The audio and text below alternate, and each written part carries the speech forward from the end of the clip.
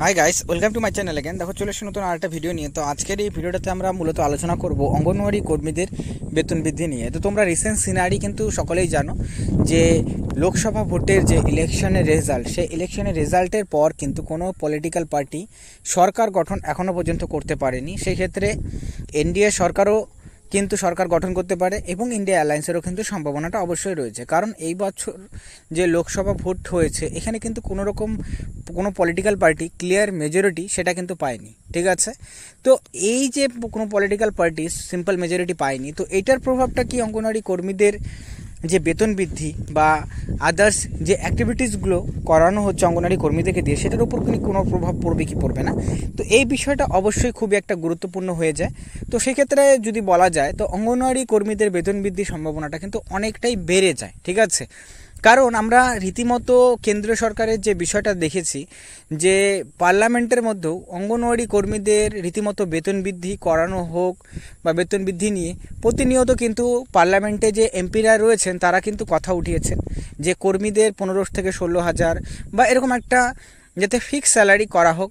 কিন্তু কেন্দ্রীয় সরকার বারবারই কিন্তু এই বিষয়টাকে এড়িয়ে চলেছে এবং রিসেন্ট পাস্টে যে ইন্টেরিয়াম বাজেট পেশ করা হয়েছিল সেই ইন্টেরিয়াম বাজেটে কিন্তু শুধুমাত্র অঙ্গনওয়াড়ি কর্মীদের যে আয়ুষ্মান ভারত যে হেলথ স্কিমটি কেন্দ্র সরকার দ্বারা চালু করা হয়েছিল সেটার আওতায় শুধুমাত্র নিয়ে আসা হয়, ঠিক আছে। তো একটা কর্মীদের মধ্যে এটা নিয়ে কিন্তু অবশ্যই একটা ক্ষোভ ছিল যে কেন্দ্রীয় সরকার বেতন বৃদ্ধি করছে না, লাস্ট 5-6 বছর হয়ে গেছে কোনো রকম বেতন বৃদ্ধি করছে না। তো সেই ক্ষেত্রে এবার কিন্তু পসিবিলিটিসটা অনেকটা বেশি যে কর্মীদের বেতন বৃদ্ধি করা নিয়ে, ঠিক আছে। কারণ যেই পলিটিক্যাল পার্টি সরকার গঠন করুক না কেন কিন্তু এবার কর্মীদের কিন্তু বেতনটা অনেকটাই বৃদ্ধি হওয়ার সম্ভাবনা রয়েছে। এবং এই ক্ষেত্রে কত টাকা, এবং এইটা আরেকটা গুরুত্বপূর্ণ যেটা যে অঙ্গনওয়াড়ি কর্মীদের অনারিয়াম যে দেওয়া হয় সেই অনারিয়ামের মধ্যেও কিন্তু একটা বিশাল বড় পরিবর্তন আনা হতে পারে। কারণ এবার কিন্তু যেহেতু কেন্দ্র সরকার যদি মনে করো এনডিএ সরকারও গঠন করে, তো সেক্ষেত্রে এনডিএও কিন্তু এই বিষয়টা অবশ্যই মাথায় রাখবে। কারণ যেহেতু তারা ইলেকশনে এবারে রেজাল্টে ভোট কিন্তু অনেকটাই কম পেয়েছে, মেজরিটি তারা পায়নি, তো সেই ক্ষেত্রে তাদেরও কিন্তু এটার একটা ইম্প্যাক্ট থাকবে এবং সেই ক্ষেত্রে কর্মীদের কিন্তু নিয়ে এবার কিন্তু হয়তো অঙ্গনওয়াড়ি কর্মীদের বেতন বৃদ্ধি নিয়ে সেন্ট্রাল গভর্নমেন্ট অবশ্যই এই বিষয়টা নিয়ে বিবেচনা করবে এবং এই ক্ষেত্রে এটার পসিবিলিটিসটা সবচেয়ে বেশি রয়েছে, যেটা আমি আগেও জানিয়েছিলাম। এবং এই ক্ষেত্রে হতে পারে যে নতুন নিয়ম লাগু করে, যেমন সমকাজে সমবেতন, এটা অনেকদিন ধরেই চলছে, বলা হচ্ছিল যে সমকাজে সমবেতনটাকে করা হবে, তো এইবার কিন্তু পসিবিলিটিসটা বেড়ে যাচ্ছে এবং এক্ষেত্রে সমকাজে সমবেতনটা চালু হতে পারে এবং যার ফলে কর্মীদের 1 লাফে বেতন কিন্তু 15 থেকে 16,000 টাকার মতন করার সম্ভাবনাটা প্রবল রয়েছে, ঠিক আছে।